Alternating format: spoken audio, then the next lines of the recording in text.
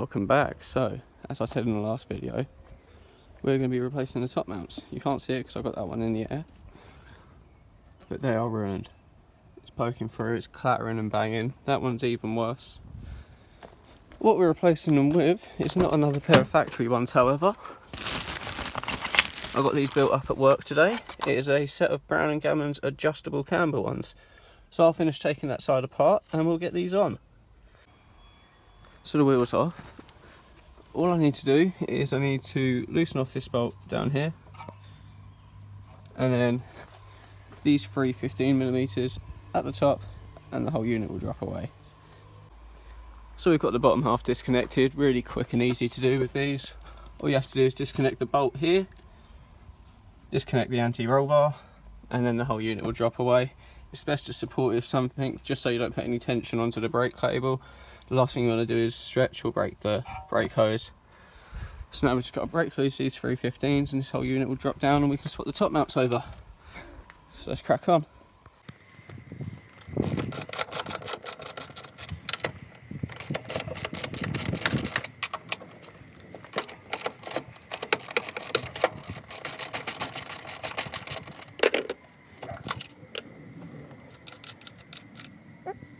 Very bad with the camera there. So yeah, just make sure you don't lose your washers. So once you've got your washers off and you got it down to that last one, you're gonna want to hold it underneath and then undo that. So I'm going to need both my hands. So I'll do that and then we'll get back on and I'll show you what we're doing. So what we've done now is we've got the coilover out. So what we're going to be doing is loosening off the top very carefully, taking the top mount off and putting our new one on. So I'll do that and I'll show you as we go. So I've got the top mount off, I've got the new one in. However, I'm a bit confused because it hits against here, so unless I need to cut this, yeah, I'm not really sure. It didn't mention anything, there was no description when buying these. Pretty sure I've got it on the right side, because otherwise the caster angle would be completely off, because it would put the bearing to the front, and that's not really what you want from my understanding. But if anyone knows, then yeah, let me know in the comments. But I'm going to keep going and see if this works. If not, I'll be taking it back off and putting the old ones on. So we've got it all put together now. It all looks right to me. Hopefully if I've got anything wrong, you guys will let me know. Got the spacer on the top and the bottom. Got the top hat on there. Yeah, so I'm going to slide it up on into the strut well now, get it bolted in, and go from there. So I'm pretty sure I've figured it out now. Which leaves me good and bad news. So Brown & Gammons sent me 2 spacers, saying that was all I need, when it's 2 per side. So I'm going to fit this up, see how it looks, and I'm going to have to take it all back off anyway. Which is really very annoying, because I've got work tomorrow, so I can't even get the bits for the weekend. So my thoughts were definitely right. You do need 2 of these per side, one underneath, one on top. So this can't stay on like this, because I can only do one side. But I've got that side all put together, but we'll start on this side. Test the angle normally, it's pretty much straight up, perfectly in line with the arches. And then we'll move over to the other side with the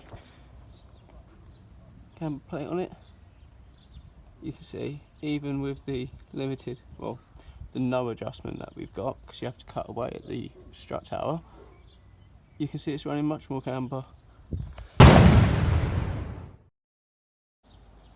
So we're back, it's been a few days. When we left off I was going back to my factory top mounts, but now I've been over to Brown & Gammons because they're quite local to me, and I've picked up the spacers I need to get both sides done. I'm not going to. I didn't think I'd need to show you the fitting process because I've already done that once before I took it all back off. It was all nice and easy to do. This is the same procedure I said. So that bolt down there for the bottom of the strut, the anti-roll bar, and then the 3 on the top, and gently loosen that one off on the top of the spring cap, and then you swap the top mounts over and do the same procedure in reverse. I've got them set to around 2 degrees of camber at the moment, and I've been down got my alignment done and got some new tyres on there. So the toe's now neutral, pointing straight forward as it should be.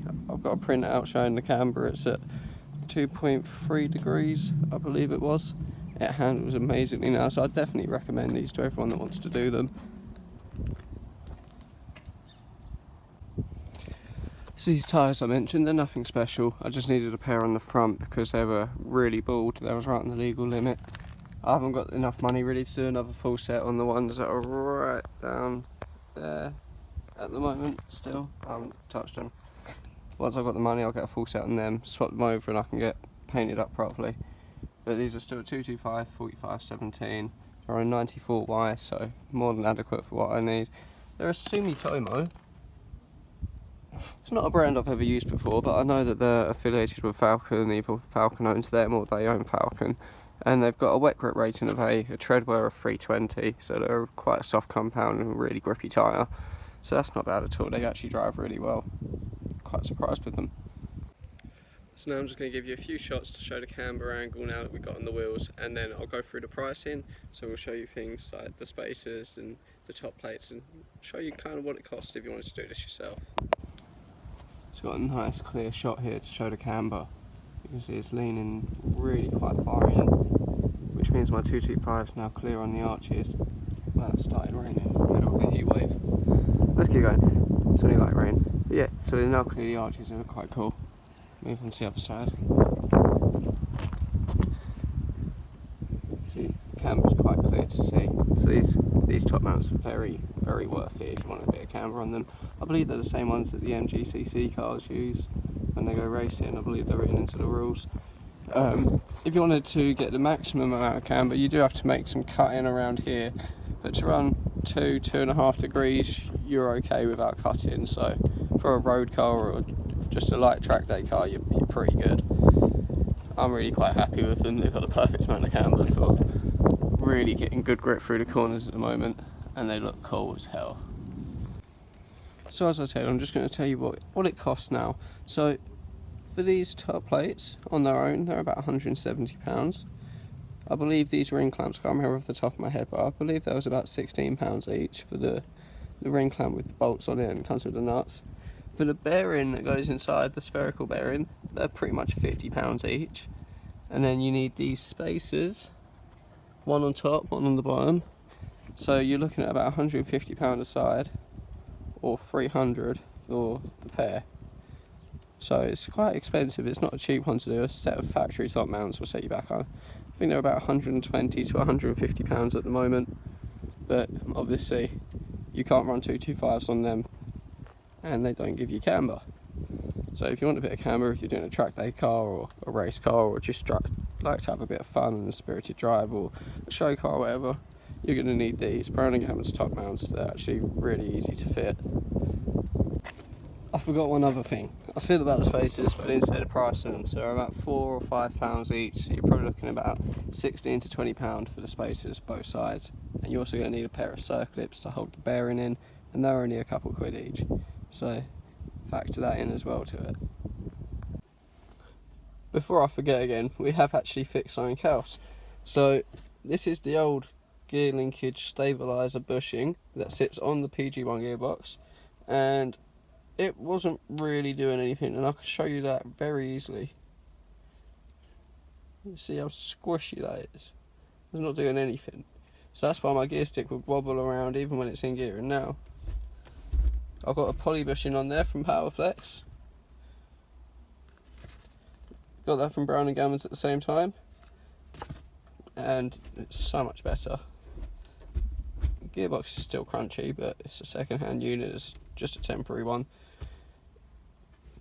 I think this was about £16. It wasn't very expensive at all. Powerflex usually give a very good price on their bushings. I've done pretty much the whole car with them. Also gave this a little clean up because it was filthy before. I thought it wouldn't clean up very nice, but it's actually come up pretty well. So that's one little fix done as well. So that's pretty much it for today. Got the camber plates done, we've got the bushing done. Car drives lovely, we've got new tyres on it. So we're pretty much going to sign off here now. Thanks for watching, thanks for sticking about. Make sure to like, leave a comment, maybe subscribe if you enjoy it, and I'll keep making new content as time goes on. Got a lot planned for this car and a lot's coming soon.